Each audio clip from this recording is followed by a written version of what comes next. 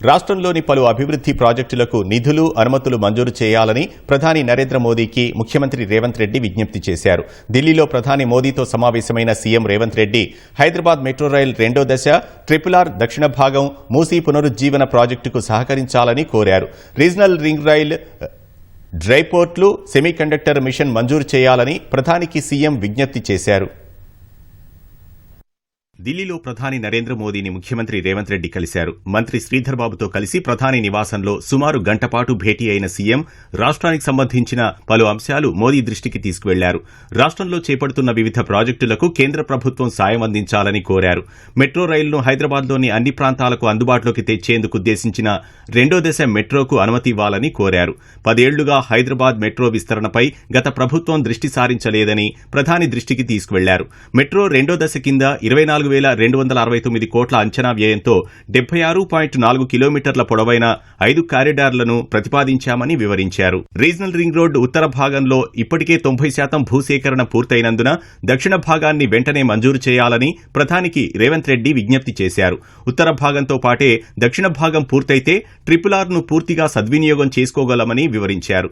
దక్షిణ భాగం భూసేకరణకయ్యే వ్యయంలో 50% భరించేందుకు సిద్ధంగా ఉన్నామని ముఖ్యమంత్రి తెలిపారు. ట్రిపుల్-ఆర్ కు సమాంతరంగా రీజనల్ రింగ్ రైల్ ప్రాజెక్టు ప్రతిపాదన ఉందని, ఇది పూర్తయితే తెలంగాణతో పాటు ఇతర రాష్ట్రాల్లోని రైలు మార్గాలతో అనుసంధానత సులభమవుతుందని వివరించారు. ఇందుకు సంబంధించి అనుమతి ఇవ్వాలని ప్రధానికి రేవంత్ రెడ్డి విజ్ఞప్తి చేశారు. సముద్ర మార్గం లేని తెలంగాణకు వస్తువుల ఎగుమతులు, దిగుమతులు సులువుగా చేసేందుకు రీజనల్ రింగ్ రోడ్డు సమీపంలో డ్రైపోర్ట్ అవసరమని ప్రధాని దృష్టికి తెచ్చారు. డ్రైపోర్టు నుంచి ఏపీలోని నౌకాశ్రయాలను కలిపేందుకు గ్రీన్ఫీల్డ్ రోడ్డుతో పాటు రోడ్డును ఆనుకుని రైలు మార్గం మంజూరు చేయాలని ముఖ్యమంత్రి విజ్ఞప్తి చేశారు. మూసీ పునరుజ్జీవానికి సహకరించాలని ప్రధానికి ముఖ్యమంత్రి విజ్ఞప్తి చేశారు. హైదరాబాద్ మధ్యగా ప్రవహించే మూసీ నదితో తెలంగాణ సంస్కృతి, ఆధ్యాత్మికత ముడిపడి ఉందని వివరించారు. ఈసా, మూసా నదుల సంగమంలో ఉన్న బాపుఘాట్ అభివృద్ధి, మూసీ ప్రక్షాళనకు 27 ఎస్టీపీల నిర్మాణం, మూసీ రిటైనింగ్ వాల్స్, కరకట్టల నిర్మాణం, మూసీ, గోదావరి నదుల అనుసంధానం కలిపి మొత్తం ప్రాజెక్టుకు 20,000 కోట్లు ఆర్థిక సహాయం అందజేయాలని కోరారు. గాంధీ సరోవర్ ప్రాజెక్టుకు 222.7 ఎకరాల రక్షణ భూముల బదిలీకి సహకరించాలని విజ్ఞప్తి చేశారు.